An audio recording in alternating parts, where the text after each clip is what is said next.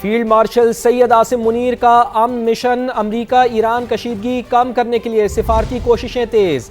ایران کے دورے میں فیلڈ مارشل سید عاصم منیر نے تہران میں صدر مسعود پزشکیان سے ملاقات کی۔ ایرانی میڈیا کے مطابق ملاقات میں خطے کی صورتحال پر بات چیت ہوئی۔ اس سے پہلے ایرانی اسپیکر باقر قالیباف سے ملاقات میں فیلڈ مارشل نے کہا پاکستان خطے میں امن و استحکام کی بحالی کے لیے اپنی کوششیں جاری رکھے گا۔ باقر قالیباف نے کہا ایران اسلام آباد مفاہمتی یادداشت پر بدستور کاربند ہے، لیکن امریکہ معاہدے کی پاسداری میں ناکام رہا۔ فیلڈ مارشل حافظ سید عاصم منیر نے ایرانی سپریم نیشنل سیکیورٹی کونسل کے سیکرٹری جنرل محسن رضائی سے بھی ملاقات کی۔ محسن رضائی نے امریکہ پر عدم اعتماد کا اظہار کرتے ہوئے آبنہ ہرمز پر ایران کے سیکیورٹی کنٹرول پر زور دیا۔ اس سے پہلے فیلڈ مارشل کی ایرانی وزیر داخلہ اسکندر مومنی سے بھی ملاقات ہوئی۔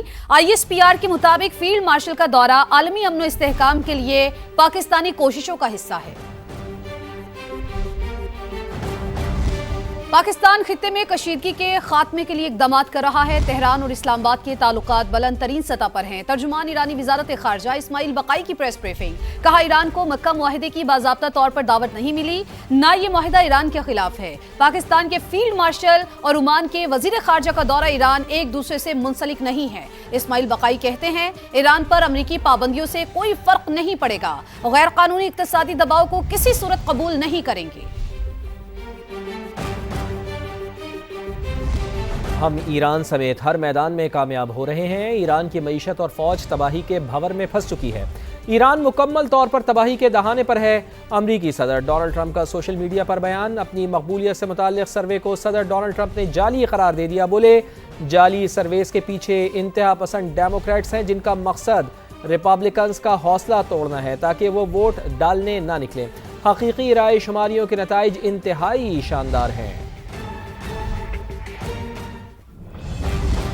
امریکہ نے ایران سے منسلک کمپنیوں اور شخصیات پر نئی پابندیاں عائد کر دیں۔ امریکی وزیر خزانہ اسکاٹ بیسنٹ نے پریس بریفنگ میں کہا ایران سے منسلک 60 اداروں، افراد اور جہازوں پر پابندیاں عائد کر دیں۔ تعلق جوہری میزائل، سائبر اور تیل کے نیٹ ورک سے ہے۔ ایران کو بعض ترسیلات زر کی اجازت دینے والے عمومی لائسنس بھی معطل کر دیے۔ متحدہ عرب امارات، ہانگ کانگ، چین، سنگاپور، سوئٹزرلینڈ اور یورپ میں بروکر کمپنیاں پابندیوں کی زد میں آئیں۔ روسی خفیہ بحری بیڑے کے جہازوں کے نیٹ ورک پر بھی پابندیاں عائد کی گئیں۔ انہوں نے کہا کہ چین سمیت کوئی بھی امریکی پابندیوں کی پہنچ سے باہر نہیں۔ ایران کی حمایت کرنے والے ہر ملک کو امریکی پابندیوں کے لیے تیار رہنا چاہیے۔ اسکاٹ بیسنٹ کے مطابق ٹرمپ عالمی رہنماؤں سے ایران کے ساتھ معاشی تعلقات ختم کرنے کا مطالبہ کر رہے ہیں۔ ہر ملک کو ایک ڈیڈ لائن دی گئی ہے، وہ خود کارروائی نہیں کریں گے تو امریکہ یک طرفہ طور پر کارروائی کرے گا۔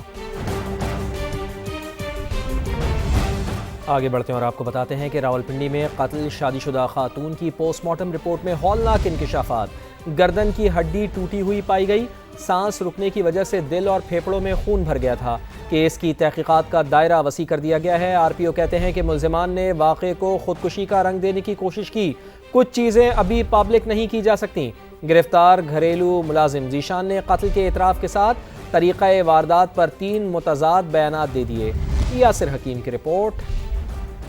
راولپنڈی کے علاقے لال کرتی میں خاتون کی پھندا لگی لاش ملنے کے اندوہناک واقعہ کی تحقیقات میں اہم کڑیاں ملنے لگیں۔ پوسٹ مارٹم موت کے 12 گھنٹے بعد ہوا۔ سما کو موصول رپورٹ کے مطابق مقتولہ کی گردن کی ہڈی ٹوٹی ہوئی تھی۔ پسلیوں اور کولہے کی ہڈی پر زخم کے نشانات موجود۔ سانس رکنے کے باعث دل اور پھیپھڑوں میں خون بھر گیا تھا۔ ابتدائی طور پر موت کی وجہ کا واضح تعین نہیں ہو سکا۔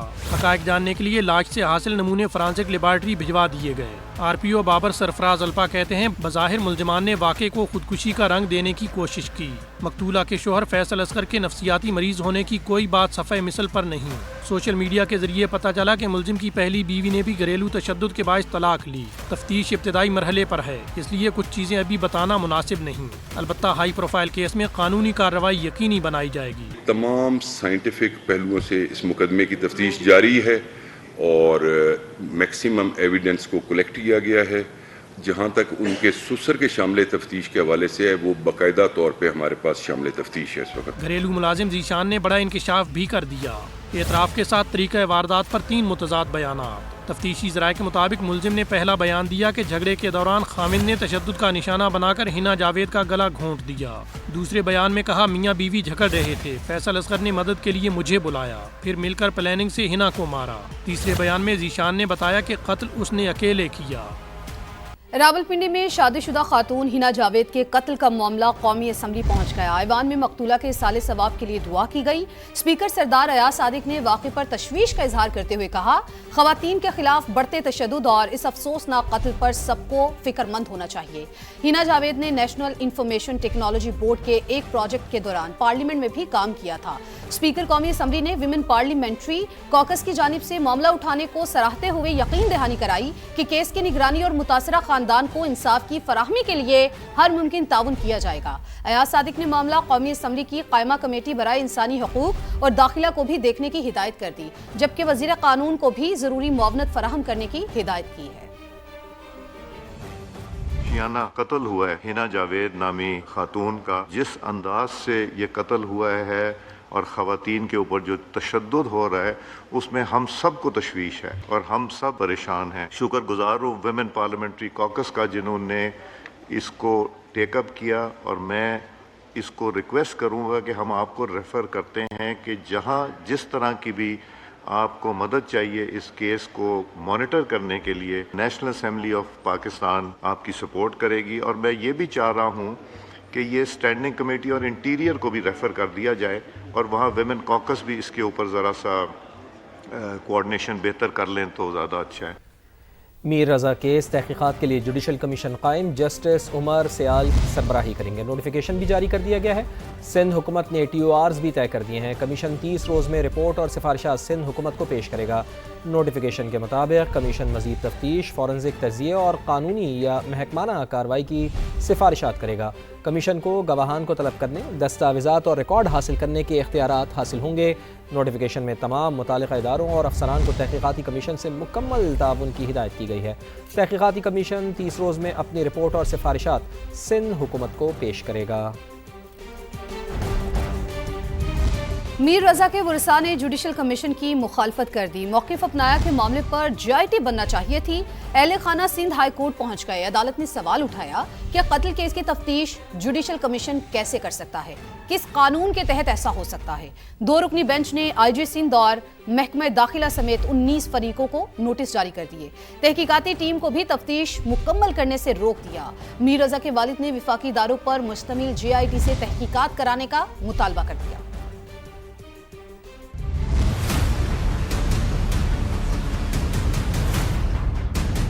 قتل کیس کی تفتیش جوڈیشل کمیشن کیسے کر سکتا ہے، کس قانون کے تحت ایسا ہو سکتا ہے، بتایا جائے کہ جوڈیشل کمیشن کے ٹی او آرز کیا ہیں۔ سندھ ہائی کورٹ کے 2 رکنی بینچ نے سوالات اٹھا دیے۔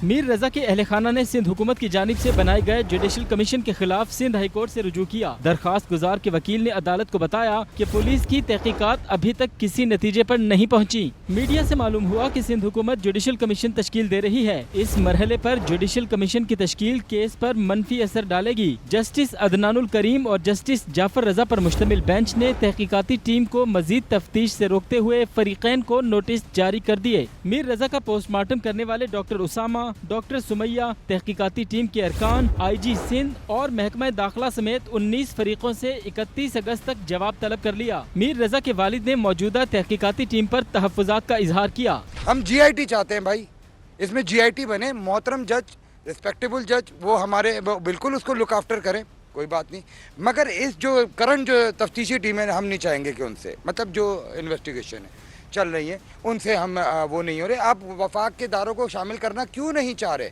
میر رضا کے والد کا کہنا تھا سندھ حکومت پر 2 بار بھروسہ کیا، اب وہ ہم پر بھروسہ کریں، ہماری بھی سنیں اور جے آئی ٹی بنائیں۔ کراچی کے مختلف علاقوں میں ٹریفک کا نظام درہم برہم ہوا، اہم شاہراہوں پر گاڑیوں کی قطاریں لگی رہیں۔ وزیر اعلیٰ سندھ نے بھی نوٹس لے لیا ہے۔ بجلی اور پانی کی بندش کے خلاف احتجاج کے باعث گولیمار چورنگی اور اطراف کی سڑکوں پر ٹریفک جام ہوا۔ Lyari express way tool plaza کے قریب اور غریب آباد چوک پر احتجاج کے باعث اطراف میں گاڑیوں کی لمبی قطاریں لگی رہیں۔